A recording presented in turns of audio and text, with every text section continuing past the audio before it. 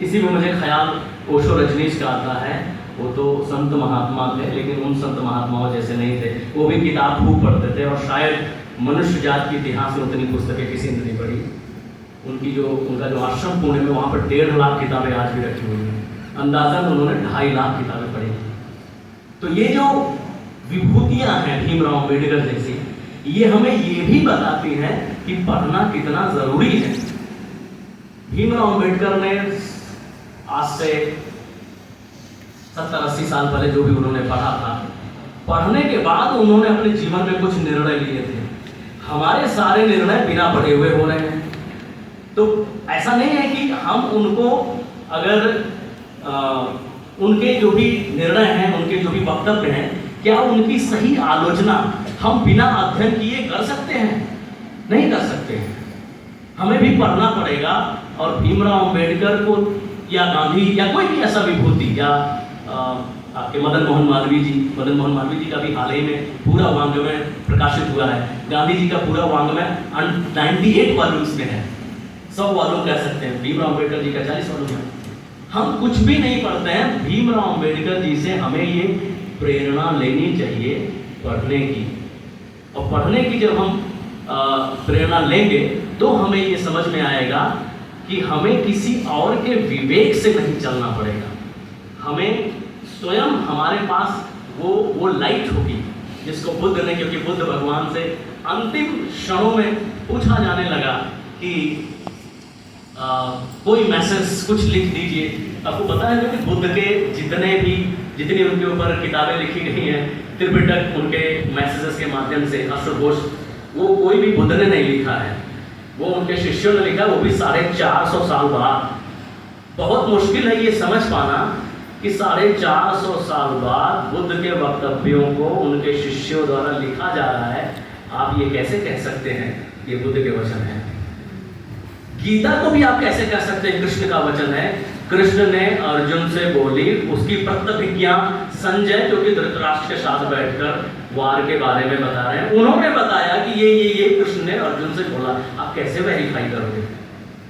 बाहर से वेरीफाई करने का कोई भी उपक्रम हमारे पास नहीं है।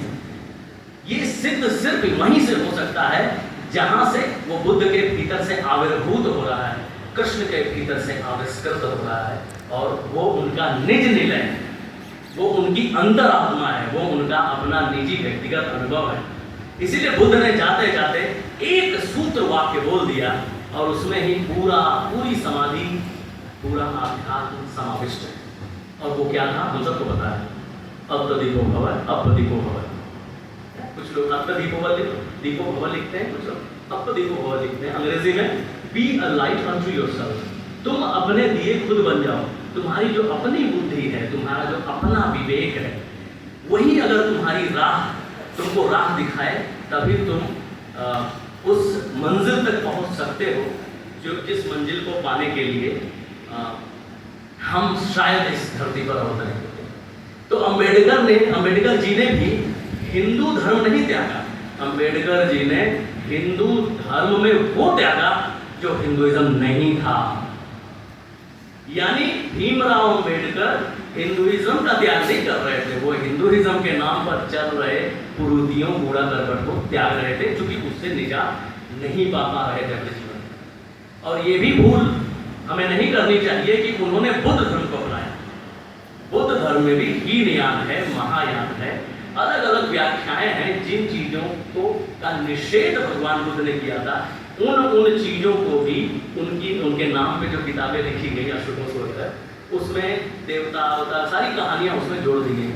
तो अम्बेडकर अपने तर्क शक्ति के बल पर उन सब चीजों का निषेध करते हुए वो ये कहते हैं कि जो बातें बुद्ध के बारे में मैंने जानी है, मैंने समझी है, जो मेरी तर्कनिष्ठता पर खड़ी उतरी है, वो ये है, वो बुद्ध धर्म नहीं है। उसको उन्होंने एक नया नाम दिया, वो नाम था नवयान।